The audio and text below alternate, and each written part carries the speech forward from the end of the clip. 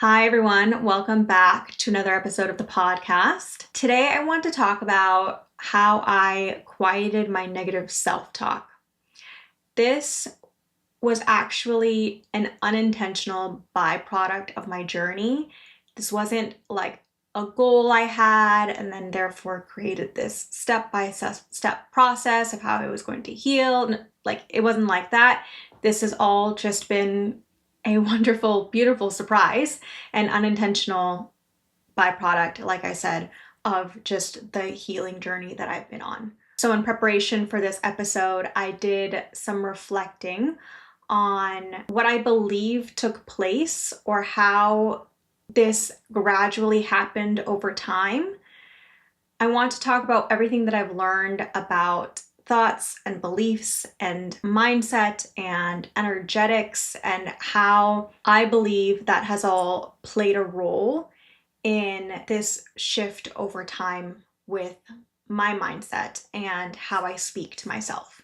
So, to start with some context, what was my mind like before? I would say in general, it was just louder.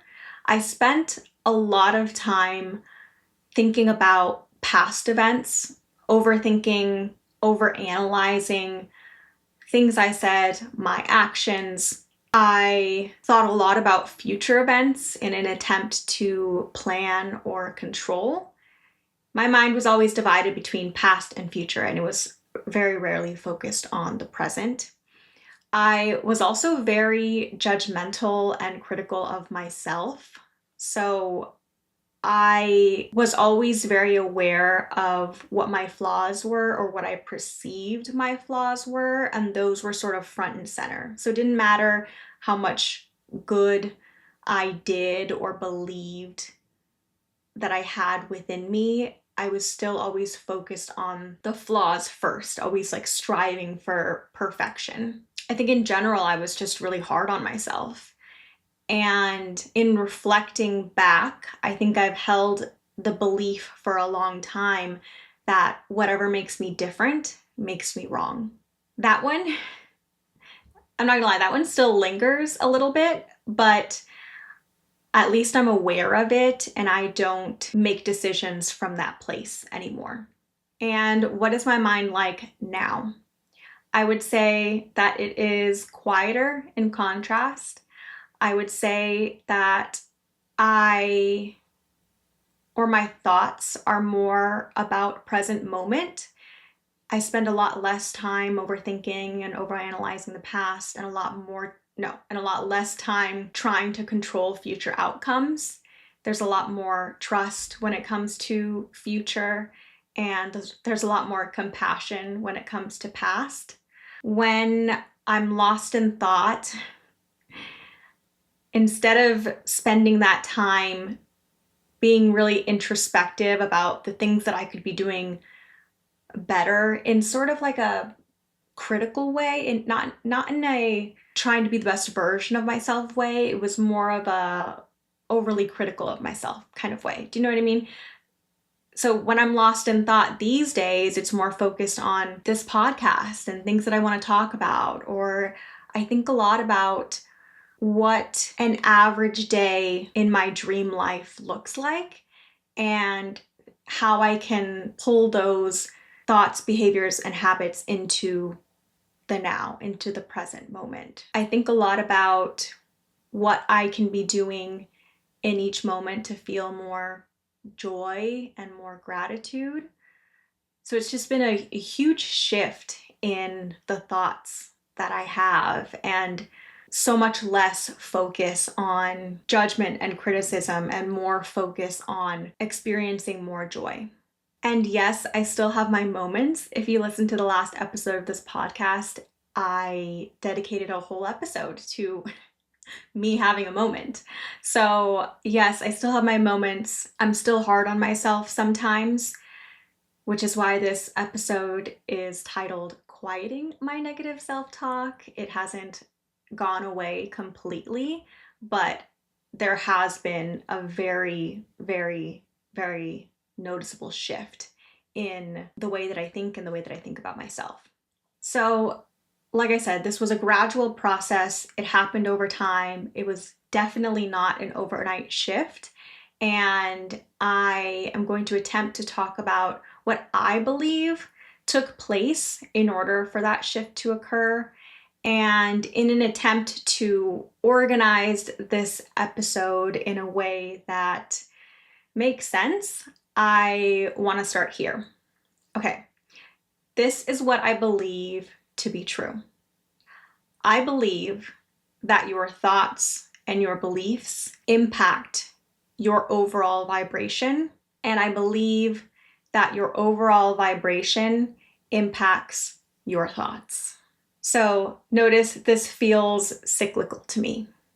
To elaborate further on what I mean by this, I believe that your thoughts and beliefs, I believe that your thoughts are energy and they hold a specific frequency. If you are having thoughts that are, like I was, negative and judgmental and critical, those would be lower vibrational thoughts. And if you are having thoughts that are more focused on joy and gratitude and fun and excitement, then those would be higher vibrational thoughts. So if you are consistently thinking lower vibrational thoughts, then that would have an impact in your overall vibration, lowering it down. And on the flip side, what I mean by your overall vibration also impacts your thoughts. What I have come to learn, and the best way I've heard this described, is when you are vibrating at a specific frequency, it is like tuning into a radio station or like plugging into a collective cloud. So you are, let's say, at a lower vibration, then you are going to experience thoughts that match that vibration. And when I say it's like plugging into a collective cloud, I mean like that these thoughts may not necessarily be yours. You're just kind of like have that visual of you plugging into a collective cloud of thoughts that also vibrate at that frequency. So I hope this is making sense.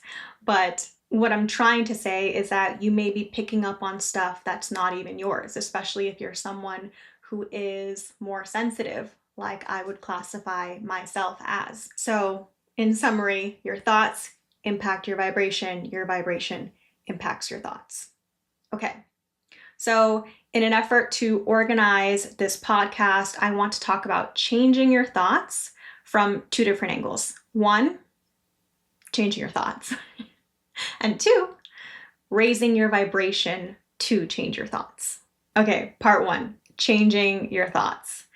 I want to share what I did, but before I do that, I want to dive into some context in order to help you understand why I believe that this was effective in changing my thoughts.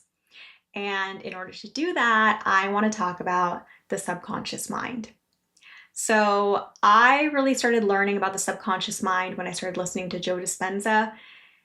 His work is fascinating to me. If you have not dug in to his work, like he has a ton of research and data around meditation, and he is someone who is really trying to bridge the gap between science and meditation, or between science and the power of the mind. I don't know if that's how he would summarize his work, but those are like things that I take away from it. Anyways, I think I'll link some of his podcast interviews in the notes if you want to do some exploration on your own, because like I said, his work is really fascinating and he really works to keep it based in science. So it was through his work that I started to understand the subconscious mind. And I want to give you some information around this because I think that this is really important and really key when it comes to changing your thoughts and beliefs. So the subconscious mind, subconscious. So the subconscious, oh my God, can I not say that word? The subconscious, I just had to say that word like 5 times just to make sure that I'm saying it correctly. So if I mess that up, just I don't know, I struggle with this word. I don't know what it is. Conscious, subconscious.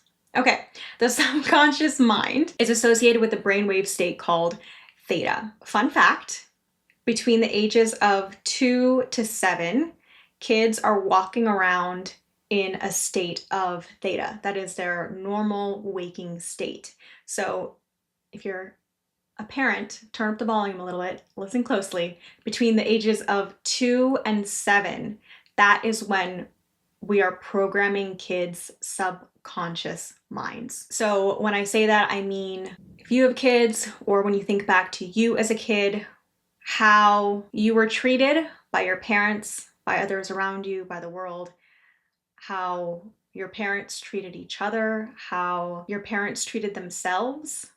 These are all things that we pick up on as kids, and these shape the beliefs that we hold about the world and how it works. This time is so important for shaping how we value ourselves, how we perceive our own worth, how we perceive the world around us. Like, how does money work?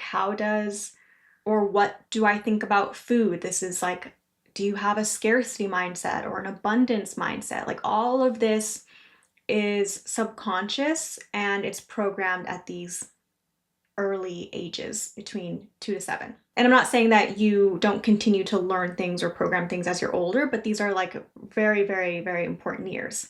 Okay, so as you grow, you eventually, I think after the age of 7, you shift into alpha, and then after the age of 12, I'm giving you like rough estimates because I don't have my notes in front of me. After the age of 12, you shift into beta. And as adults, we walk around in a brainwave state called beta. That is our normal waking state. And as adults, the only time we access theta, or the subconscious again, is when we are waking up or when we are going to sleep. It is like a stage that our brains will pass through when they are going from sleep to awake or from awake to sleep. A famous quote by Joe Dispenza, and I'm going to summarize here. Actually, let me look at my notes. I still have a summary in my notes, but okay, so it says that by the time you're 35 years old, 95% of your behaviors, emotional reactions, attitudes, and beliefs are your programming controlled by the subconscious mind. 95% of how you move through the world is due to your subconscious programming. And I highlight this to say, this is why change is so difficult, because you can make the conscious decision to change, but that's only 5% that you're working with. So the reason why I'm bringing up the subconscious mind is because I believe that in order to change your thoughts and beliefs, you have to be able to work with or understand the subconscious mind, the subconscious and the conscious. Okay, so now with that context, how do we actually change the subconscious mind? There are different ways. One is by accessing the theta brainwave state and shifting the beliefs from there. So how do we access the theta brainwave state if we're only accessing it 2 times a day when we're waking up and falling asleep? Well, you can induce a theta brainwave state through things like meditation. First and foremost, that is what Joe Dispenza's work is all about. It is about meditation, getting yourself into a theta brainwave state, and then making change from there. So if you're interested in meditation, he has like a whole library of meditations specifically dedicated to this. I have listened to a few, but I haven't like done this work consistently every day for months. But people who do talk about huge shifts that they make, especially if you've gone down this rabbit hole. You'll know a lot of people who recover from chronic illness or just like all types of illnesses, cancers, things that doctors say there's no coming back from. So his work is fascinating, and if you're interested in meditation, that's one way to do it. The other one is hypnosis. You can access hypnosis in you can access a theta brainwave state in hypnosis. This is actually the reason why I was looking to do hypnotherapy not the first time around, but way back when I discovered I was an energy healer. Like that whole story in my first podcast episode of trying hypnotherapy. The reason I was looking this up is because of Joe Dispenza's work, learning about the subconscious mind, and I thought hypnotherapy could be a great way to access the subconscious mind and work on changing limiting beliefs I had from there. So hypnotherapy or hypnosis, if you want to explore those routes as well, that's a different way to access your subconscious mind. The last one that I want to touch on, I'm not going to say the last way, because if you Google it, there are different ways to access your theta brainwave state. But entering into a flow state is a different way. And I'm going to circle back on that one. Okay, so there's changing your beliefs by accessing the subconscious mind, accessing a theta brainwave state.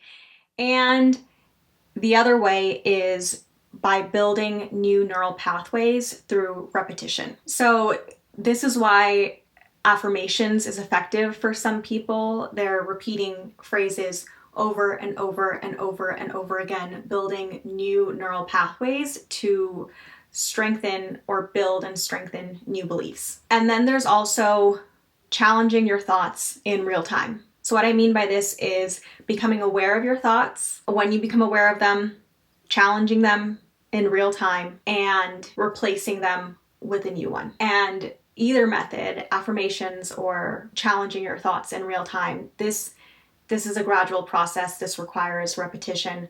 Like I said, you're building new neural pathways. So this can take some time, like 3 to 6 months, maybe longer, depending on who you are and the belief that you're trying to change. But this is also the method that I believe worked for me. And although it was intentional, looking back and reflecting back, I have spent the last year or two challenging my thoughts and hardwiring new beliefs into my brain. Okay, so let's talk about that. A few episodes ago, I talked about how I spent probably 1 to 2 years listening to channeled content every single day. So talk about repetition, right?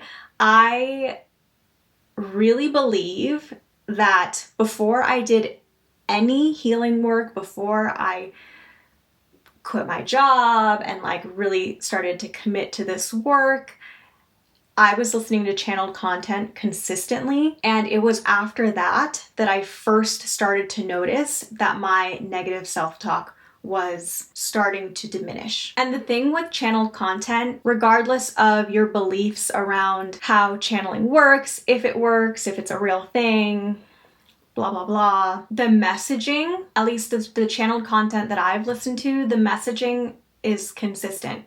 It is about empowerment. It is about building trust within yourself, with your own intuition. It is about abundance and love, and there is no right or wrong. And it really offers a different perspective on how the world works. And one of the biggest takeaways for me is I am the creator of my own life.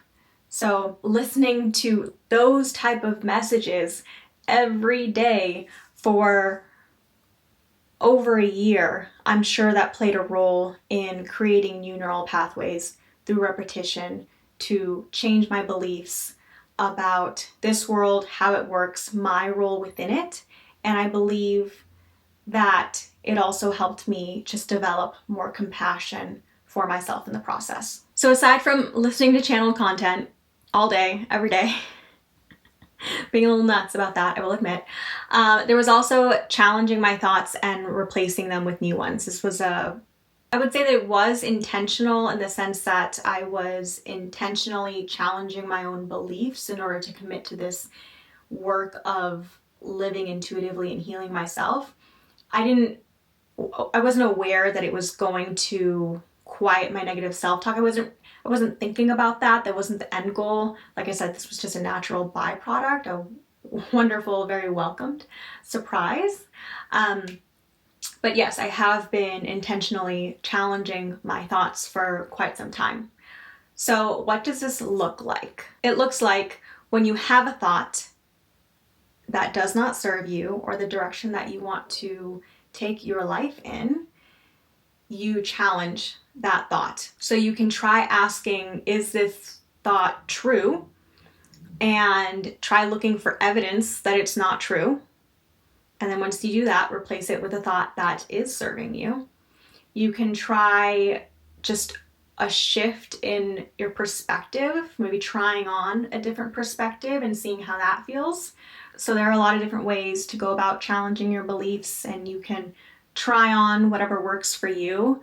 I also recommend, if you're like working on a specific belief or a specific topic, like let's say you're working on your money mindset and trying to shift your beliefs about money, there are so many people who have already done this successfully, and there are probably podcasts and just a ton of information you can find online about specific beliefs people have about money and how they challenge those beliefs. You know what I mean? Like there's just so many resources out there when it comes to changing your beliefs and challenging your beliefs. So I'll leave that there, but just to drive home the point that repetition is key. It is a gradual process, and it does take a good amount of consistency to rewire your brain, but it is absolutely so worth it to commit to that work. I also want to talk about a different method that I have used specifically when it comes to being able to challenge my beliefs, and that is understanding the root cause of my beliefs. Usually if I can understand the root of how I came to believe this thing, then that helps me to challenge it. I want to be clear that you do not need to know the root cause of your beliefs in order to change them. So that is absolutely not necessary, but I love a root cause. I'm all about the root cause. I'm always asking why to an annoying degree. I always want to know why. So that is just effective for me. The thing that I do the most often is automatic writing.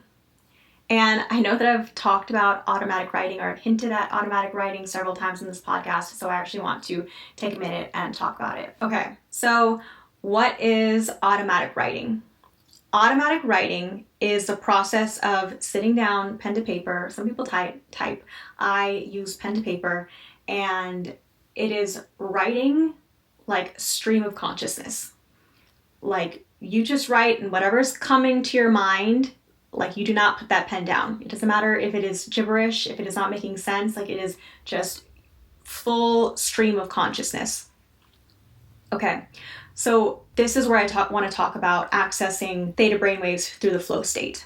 Automatic writing is a way of accessing a flow state. It's important to not be attached to what you're writing. So there's a definite piece of non-attachment. That's how you access the flow state, do that non-attachment. But when you are just writing stream of consciousness, it is flow. It's just pouring out. And the best way to access your intuition, as well as the subconscious mind, not the best way, but one of the ways to access your intuition and your subconscious mind is in that flow state. Okay, so what does this practice look like for me? For me, I like pen to paper. You know what's a silly thing that I do, but it really works for me?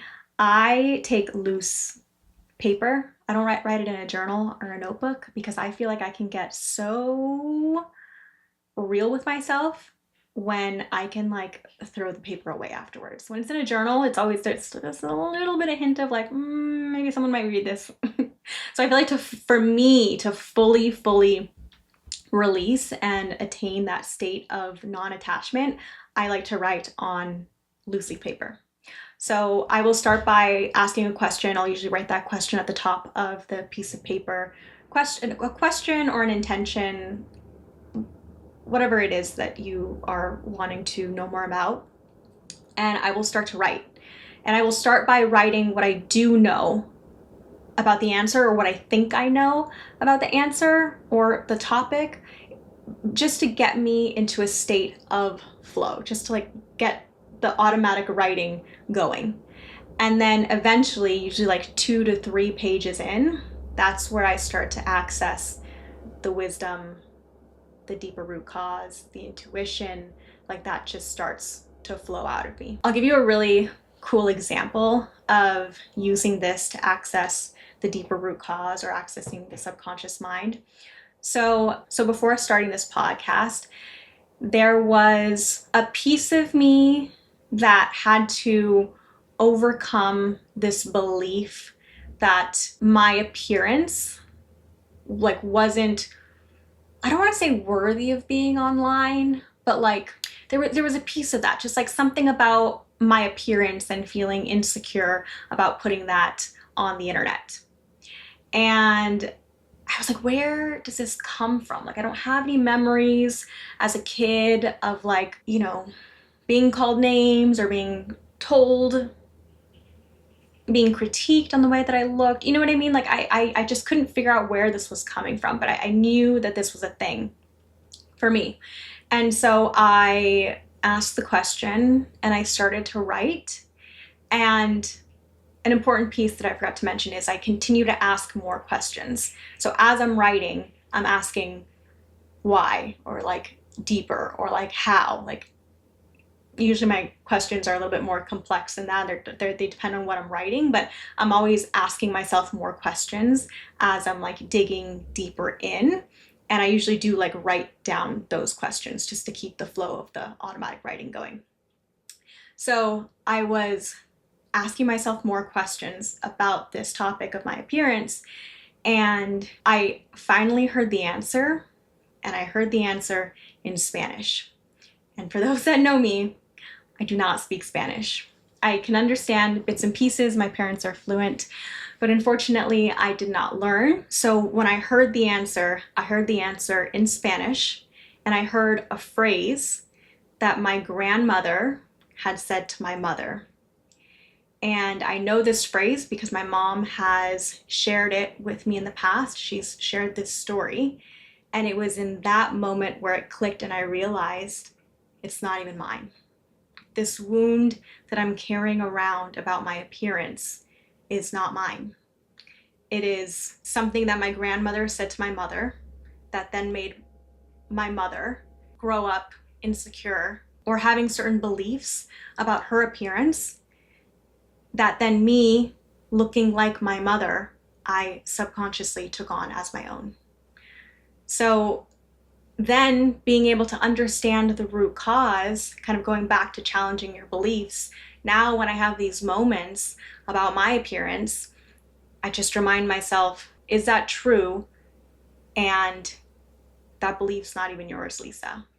That's not something that I have to carry. And so I'm able to then shift that belief in real time or try on a different one that just feels a little bit better. Okay, so now that we've talked about changing your thoughts, part 2, I want to talk about raising your vibration to change your thoughts.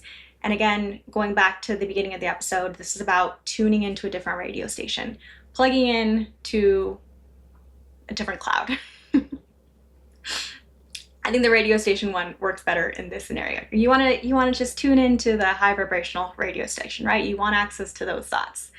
So I believe listening to channeled content, I'm like, did it rewire my brain or did it raise my frequency? I think it did both. So I'm going to mention this here too. I believe that channeled content played a large role in raising my overall vibration. For me, I think this entire healing journey, I mean, anything you do, whether that's upgrading your physical health, whether that's mindset work, whether that's energetic, like all of that is going to play a role in raising your vibration. A few other things that you can do to raise your vibration: practicing gratitude. That's like the biggest one. And when I say practicing gratitude, I mean like don't just like name off the things that you're grateful for, like feel the gratitude in your body. Like take a second to really think and feel the gratitude. You can try meditation, you can try spending time in nature, dancing, any form of movement really, exercise, yoga, like just moving your body in general. You can try breath work, you can try listening to high frequency music or binaural beats. There's just like a million ways. You can also hop on Google and look at different ways to raise your overall vibration, but you can absolutely do a bunch of things. Okay. Actually, one thing that I want to call out, so I've been on this health journey over the past maybe like a month or two. I think we're like a month or two in now. And again, I will talk about this soon, but I don't write off physical health when it comes to upgrading your overall vibration. Not only is exercise like an incredible mood booster and has been so effective for increasing my moods on a day-to-day basis, but one really interesting story for you. So part of this health upgrade is I've been detoxing my body, and I started with a colon cleanse and a liver detox. Actually, I flushed out my colon a few different ways, but I did this colon cleanse, and I'm not gonna lie to you. There was a part of me that was skeptical. That was like, I don't know what to believe. There are two sides of the spectrum. Science saying this is not accurate, and then holistic medicine saying this is necessary. So whatever. But I went through with it because my intuition was guiding me to do this. So I did this colon cleanse, and it required fasting, it required drinking these enzymes. And the next day, when I started to clear out my colon, I felt my hands turn on. When I say they turn on, I felt my hands turn on. For context, I'm an energy healer. I started to feel energy in the palms of my hands, and I was like, okay, what's going on? What do we need to work on right now?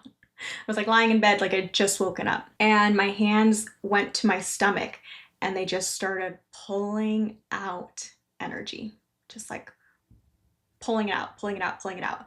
And that's where my skepticism went away, because it was like a firsthand experience of when I cleared out toxins physically, that allowed my body to release the lower vibrational energy that it was storing there. So physical health, important for raising your vibration.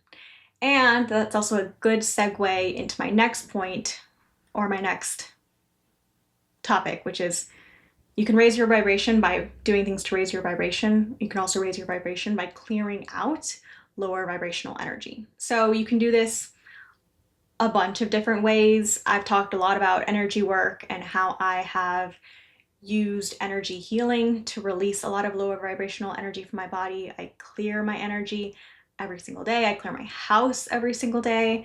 Like, I really do my best to work on my energetic hygiene and maintaining a higher frequency just through all of the clearing out.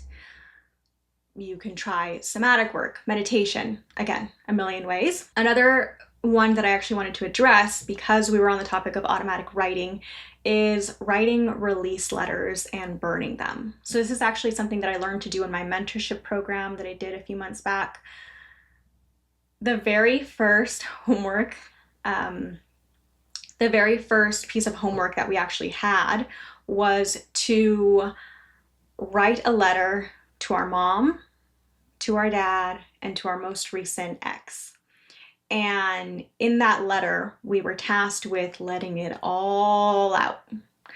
Letting it all out, whatever you wanted to say, whatever emotions that were coming up, letting it all out, and then eventually coming to a place of wisdom and acceptance, whatever that looked like for you. And then at the end, burning these letters, and with it, setting the intention to release energy. So when I wrote these letters, I did this through automatic writing, because that was just, again, a way for me to channel my inner child with my parents and just access the deeper wisdom that I wanted to eventually come to. But the point is just to let it all out on the paper, and then burn the letters to transmute the energy. So that's just another method that you can use to release any lower vibrational energy that you may be storing if you are not someone who does energy work or has access to an energy work practitioner.